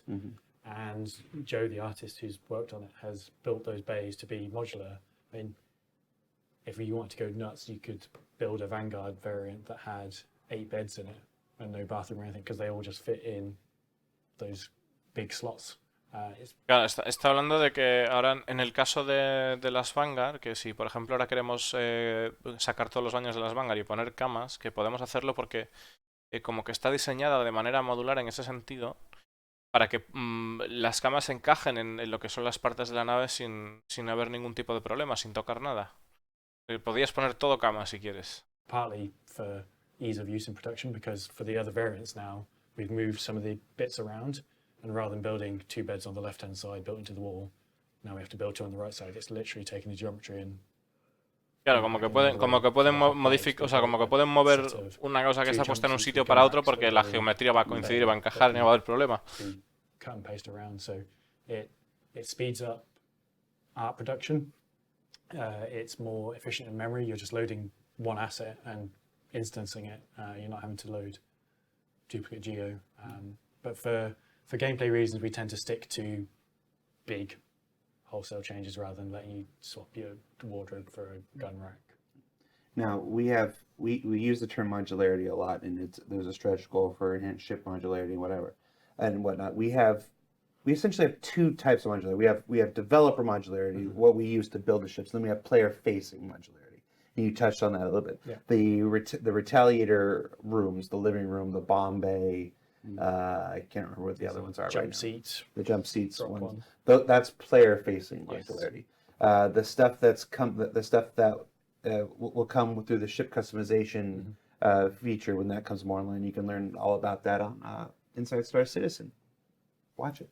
A ver, está hablando de una movida que es el Face Modularity, que tiene que ver con los jugadores, que no tengo ni puñetera idea de lo que es, la verdad. Dice que el tema de modificar los asientos o modificar las cosas de la Retaliator, que veremos más cuando saquen Inside Star Citizen, que estemos atentos. No sé si se refiere a que va a haber un reward de la Retaliator, pero me aventuraría a decir que es a lo que se refiere. Vamos a ver qué nos cuenta. Spacing modularity. Yeah. But what we're talking about here when we build the ships, that's the developer modularity. That's to help with performance. That's to help Yeah. with Claro, dice draw que- calls. and Yeah, stuff. it's Dice que otra de la parte sería el tema de Developer Modularity, que es la modularidad del desarrollo, que es para ayudar pues con el tema de cómo se desarrolla la nave, para el tema de las piezas que vemos, ¿no? Que son las draw calls y demás. same on like the interiors of big ships as well. Those corridors aren't unique pieces. It's a 2-meter wall section, a 1-meter wall section, a 4-meter wall section, an inside curve and an outside curve, just repeated everywhere. Ah, bueno, se refería... As far Vale, as vale, the vale. hammerhead. Pausa, porque esto lo tengo que decir, porque si no vais a pensar que está lo del Retaliator y no. Lo de los asientos, o sea, se refiere a cosas como los asientos o como tal. Ha mencionado la Retaliator, es que es un cabrón. Ha mencionado la Retaliator, pero se refiere al Inside Devers efectivamente de este jueves, porque en este jueves nos enseñaban cómo se cambiaban los asientos de la 300 y tal, de la serie 300, que vais a ver ahora en la 3.5.1, que es una puta pasada. Ya os lo puedo decir. Pero bueno, vamos a seguir. Algo van a sacar al Retaliator, yo estoy convencido. Vamos a seguir. No quiero pensar. So quick to put in production because that is the Idris kit Yeah. with a new material on it and some new bespoke component hatches. The rest of that is all the work we've done on the Idris, rebranded. And so, example of developer modularity Yeah. as opposed to player facing. Have you taken into account how cargo or components will enter and exit ships physically?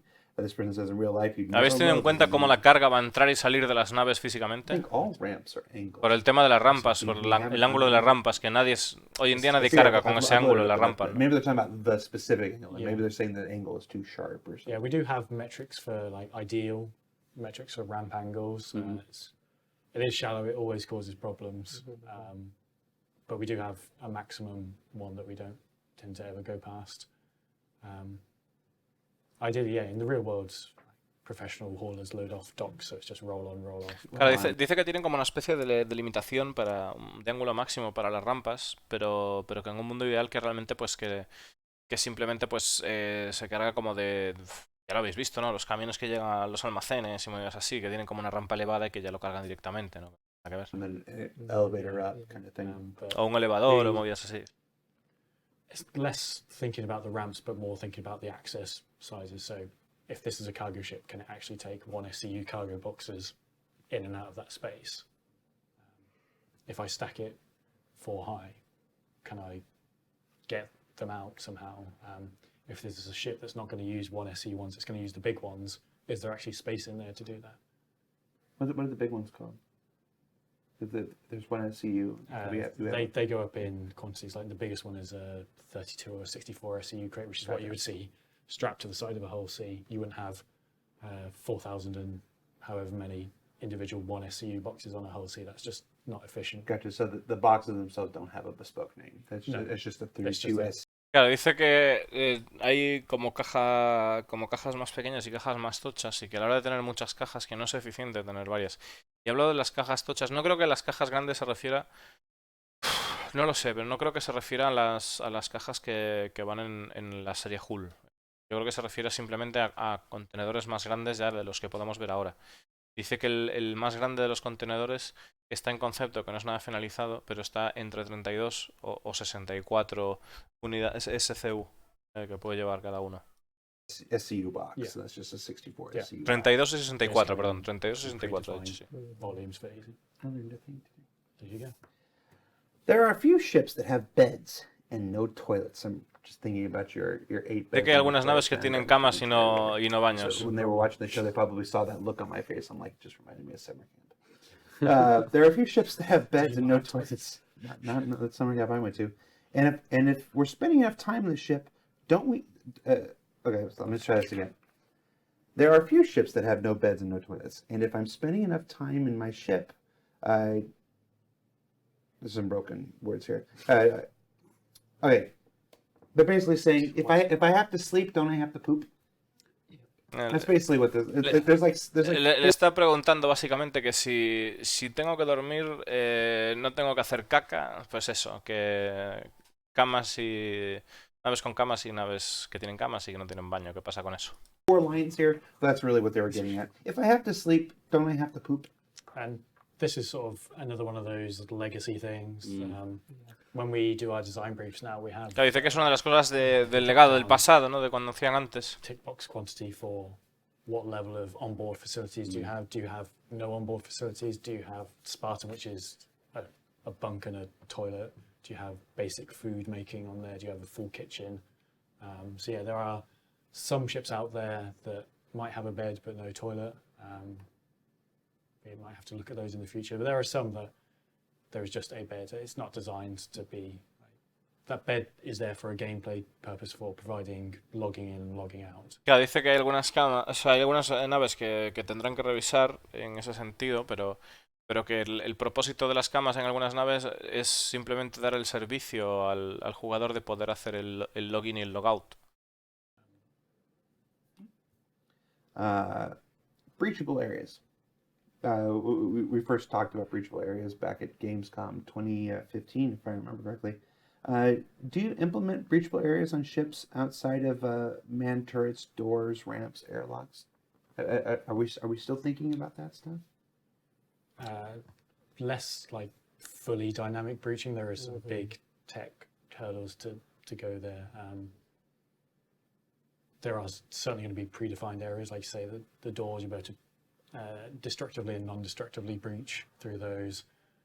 Being able to, all the turrets entry holes are a metric, which is conveniently the same size as docking collars. Make of that what you will. And then there's obviously like big windows that can get in, elevators. There's very few ships where there's only one way in, and those ones, that's a nice quirk of the ship that provides some defense. Gotcha. So Claro, está comentando de zonas que como brechas que se puedan hacer en la nave, ¿no? Entonces habla de que, pues sí, por la torreta, pues que podremos entrar. A veces estoy la torreta, pues que tiene las dimensiones como para hacer un collar de acoplamiento, tener las mismas dimensiones y que podemos entrar por ahí. O por los elevadores, o bueno, que sí que habrá diferentes formas de entrar en las naves, ¿no? as we're making the ships, they still have these areas, the turrets areas, the door areas. But as far as anything else specific, more specific than that, I would say that probably depends on the development of the actual feature itself by the feature team. Yes. Claro, dice Discolando que realmente va a depender del diseño del diseño de la mecánica en sí, ¿no? De cómo se haga la mecánica de hacer incursiones en las naves, porque acordaros de que está por ahí la Clave, que no lo han dicho, está la Clave que es un pedazote de taladro que está ahí en Escuadrón 42 pendiente, que pues, directamente pues penetra en el casco de las naves y entras ahí, pues eso, tan pancho. Okay.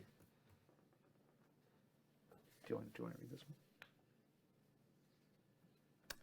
One for Ben. Why is there a disconnect with the ship specs listed on the RSI website and the actual ship itself? Even after the updates, the website is more wrong than right in the majority of ships, even flight-ready ones. Vale, básicamente está preguntando por qué el Ship Matrix no vale para nada, porque la información que hay allí no coincide con las naves. ¿Qué pasa con el Ship Matrix? I think what I'll do here is I'll defer to the ship pipeline director. Give that answer. Great, thanks. Sorry. So there's a few things. Both CIG and Turbulent want that to be better. It's a very manual process at the moment. And obviously, where it's a manual process, there's room for error. Yeah. And a big problem we have with it at the moment is those stats pages show stats for in-game attributes that just don't exist at the moment. So in an ideal world, we'd have a nice automated system that would look at the game files and then pull that, put it on the website. What do you do for stats that don't exist in-game, like jump drives? Do we just fill? A ver, dice que claro, de que mucho del trabajo que tienen que hacer ahora mismo está de forma manual y la solución pues sería poder pillar los datos del juego y sacarlos a la web, pero de la forma en la que está diseñado, ¿cómo haces para poder pillar, por ejemplo, el motor de salto si todavía no hay motor de salto en juego? ¿Cómo resuelves eso? Fill our in-game data with fake data. That's going to be as prone to.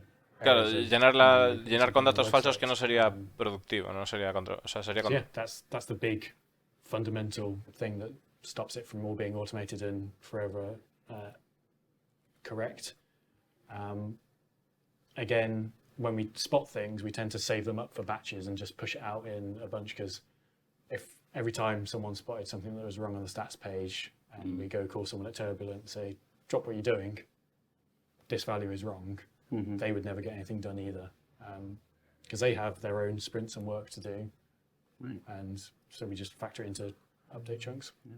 It's challenging because there are designers that work on ships in 3 studios around the world, and the process I've witnessed the process of balancing and tinkering with these things. It's flying around for 2 minutes, and then going in, tabbing and changing a number value, and then going in and flying, and I've seen a designer make 30, 40, 50 changes to just one single number in the span of 10 minutes.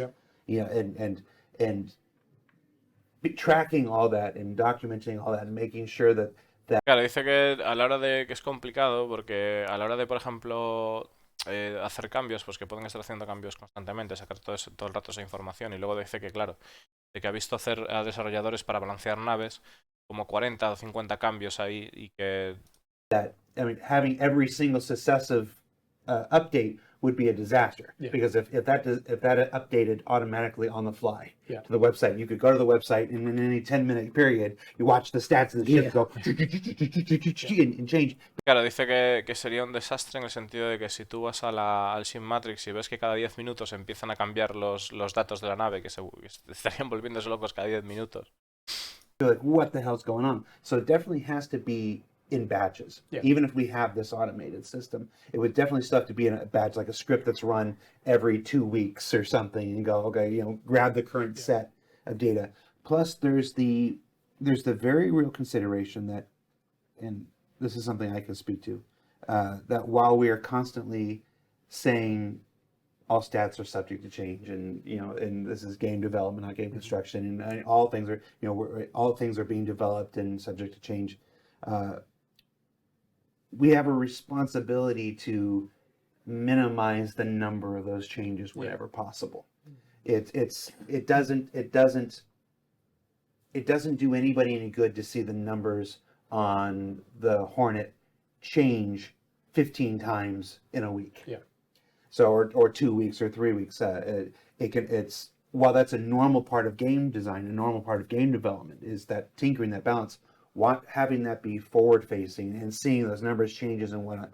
There are folks who don't follow every broadcast, who don't read every article, who don't follow the spectrum, who won't know what's happening. They'll just see that these numbers just constantly, and dramatically change over and over again. So there's a response. Claro, dice que como que tiene una responsabilidad también, o que siente que tiene una responsabilidad a la hora de mostrar esos datos, que una de las formas ideales para mostrarlo, que sería pues como tener cada 2 semanas una actualización, pero que aún así que no haría, dice que no haría bien, piensa que no haría bien a nadie el enseñar esos datos que se están cambiando de seguido, sobre todo teniendo en cuenta que hay mucha gente o muchos backers que no saben de la existencia o no ven lo que son estos vídeos informativos, ¿no? Como el Inside Star Citizen o el Star Citizen Live. Entonces que como que tienen una responsabilidad para con esa gente.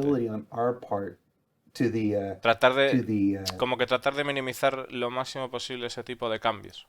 Feelings and considerations of the backers to make sure that while we have to change these things as many times as we need to figure out what the balance is, that when we update them, we do it in as responsible and as timely and as limited a manner as possible. So we're not just constant. The term that keeps coming to my head is you're playing with my emotions. Every time you tweak something. So there's definitely a middle ground there. There's the answer is. Joder, parece que da para rato el tema. Dice que claro, de que a la hora de estar balanceando constantemente, pues que es interesante, o sea, que no es necesario que los jugadores vean todo ese tipo de balanceo y tal, y que para esos backers que están tan en contacto, pues es responsable de su parte el tratar de enseñarlo pues en un tiempo razonable de una forma adecuada, ¿no? Siendo cuidadosos a la hora de enseñar ese tipo de datos. Is us getting better with our documentation and keeping that together and making sure Turbulent gets updated and not swinging the pendulum so far the other direction that we introduced instability in the stats. So it's it's definitely a challenge. It's one that we've been working on for some time. When we did the big stats page update, I forget when, but it was when all the shipyard articles came out. Me dice que es eso, pues que tratan de hacer la movida para no jugar con las emociones de los jugadores. Yo personalmente preferiría que sí que lo pusieran al día, no me importa ver eso, sé que está en desarrollo. Con poner un mensaje de que está en desarrollo creo que sería más que suficiente. Pero bueno, es su decisión y oye, el juego lo están haciendo ellos, no yo. We had every single system designer that worked on ships look over their ship stats. They looked over each other's stats. We had all the marketing and community teams look over those stats. So it must have had 30, 40 people look at them, multiple versions, and they still missed things that the community spotted within seconds. And it's the same story for brochures. Oh, the number of review passes is ridiculous. Yeah. We have so many eyes.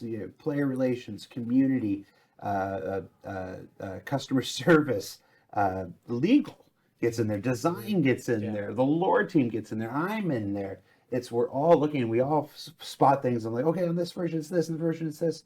And just even with all those eyes sometimes. Yeah, when you look at the same brochure, 30, 40 versions of it, It's tough. it gets tough to keep track of what's happened. And then someone will change the phrasing on something that when you're looking at it, you go, yeah, that was what it was before, but it's completely changed the context of it. But because you've read 20 versions of it before, your brain just doesn't process it. Which is why we bring so many people in, because we need fresh eyes to catch the things that you're not capable of catching. Claro, dice que cosas o fallos que tienen, por ejemplo, en Simmáticos o movidas así, pues, que los jugadores nos damos cuenta al momento, ¿no? Porque somos un montón. Y que dice que ellos a la hora de trabajar, por ejemplo, que pues igual de un documento de esos, como no está trabajado, o como se pierden cosas, pues que igual tienen 23 documentos diferentes, 23 versiones diferentes, ¿no? Que, por ejemplo, a la hora de hacer el lore o a la hora de hacer movidas así, que de repente pues está haciendo el lore, pero que se vuelve una tarea dura debido a que eso puede volverse una tarea dura debido a ese tema, ¿no? De que igual estés haciendo una cosa y de repente pues hay 23 versiones diferentes, distintas a esa, y como que te cambia por completo y que te vuelve, pues eso, que es una de las razones por las que traen a Sangre Fresca, para que le den también otro punto de vista. Catching the 30th or 40th time that you've looked at something. And of course, it's definitely something that we still strive to improve on and get better. Definitely room for improvement. We're actually at the end of time at this point. I got one last question from the community I want to give you. What's your favorite challenge? Vale, ¿cuál es vuestro reto favorito? Que es la última pregunta que va a hacer. I thought it was interesting. Your favorite challenge. What's your favorite challenge? El reto favorito What's the relacionado thing con su about trabajo, your claro. job that makes your job difficult, that you like the most? Is essentially what they're asking. I thought it was interesting. Well, me and John are two of the rare people who get to see it from Chris's head or John's head right up until the game, in the game. So I think from me, it's my favorite challenge is getting it out to the backers, but it's very challenging sometimes, just keeping everybody on track, making sure everybody's communicating with each other, making sure metrics are correct, making sure that I don't know, Chris has seen it and he likes it. It's all those key stages that add up to the end point of getting it out. It's challenging, but I like it. Dice que lo que supone un reto que le gusta también para él, ¿no? Que es el tema de que cuando Chris o John pues, le dan algo, le dan una nave, pues el trabajar en esa nave, todo ese proceso y todo lo que es el coordinarse con el equipo y demás, ¿no? Y sacarlo adelante y llevarlo a los backers. Que es duro, es un reto duro, pero que le gusta, ¿no? Esa tarea. Y luego enseñar a Chris y que todo vaya bien y demás. Tricky one. There's a lot of challenges. I think there's one challenge that I really sort of hate, but it's also a part of the process, which was basically going from the ideation phase of sketches where you can go in so many different directions, and it's that sort of coalescing and transforming it into the 3D and really sort of picking your direction. Like that part is for me it's the most difficult because it's the most troublesome. There's a lot of feedback and a lot of iteration. But once we're on the road, like on the road to Rome, on the road to success, you're like, okay, or we're heading towards second pass, great. Then I'm like, okay, know what I'm doing. We're on it. So. Comenta que el reto que le gusta, ¿no? Es cuando empieza a desarrollar los conceptos, como que son eh, pues diferentes cosas que van en múltiples direcciones y de repente pues acumular todo eso y juntarlo en una especie de pelota que luego eso se convierte en el modelo 3D y pues a partir de ahí el resolver eso que es gratificante, el pasar por todo eso. Y que ya como que se siente que una vez que lo hace y ya puede poner todas las cosas en marcha porque está como por el camino adecuado, que ha encontrado el camino adecuado, como que ya siente ese alivio, ya se puede relajar y eso le gusta, ¿no? Por una parte el reto y por otra parte la satisfacción de haberlo logrado. So it's just, you can't hide from it. It's just part. No te puedes ocultar, simplemente es parte del proceso. think the favorite but also the most challenging thing for me is not leaking ships that I know about that are in production, because we often work sometimes like a year, 18 months ahead of what people publicly know about. And there's been many times where I've been sat at events and talking with the backer, and they're like, "Oh, it'd be really cool if you could just do this ship," and it's like this. And you want so bad to say like, "Oh, it's happening. I've already It's almost coming done it out 4 tomorrow." times during this interview. So Dice que una de las cosas más jodidas para él es el no liquear, el no filtrar naves, porque dice que le tiene pasado que en más de un evento un backer se le acerca y le pregunta, oye, estaría de puta madre que hicieras esta nave y tal, y el pavo mirándose la lengua porque dice, va a salir la semana que viene.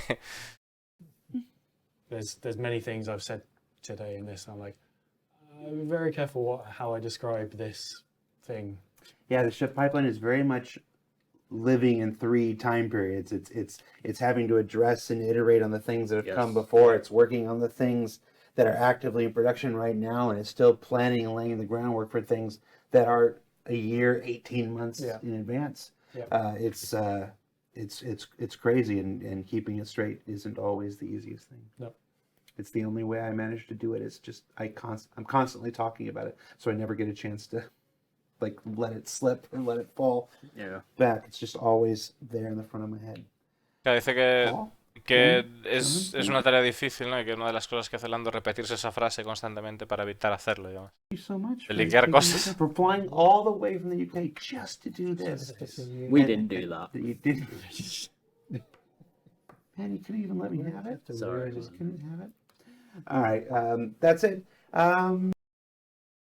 Ok, pues se ha terminado. Ha sido that's it y a tomar por culo.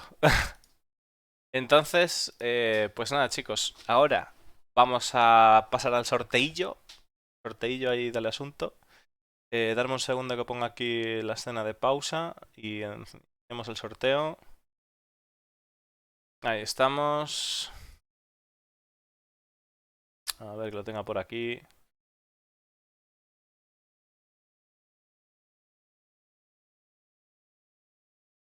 A ver.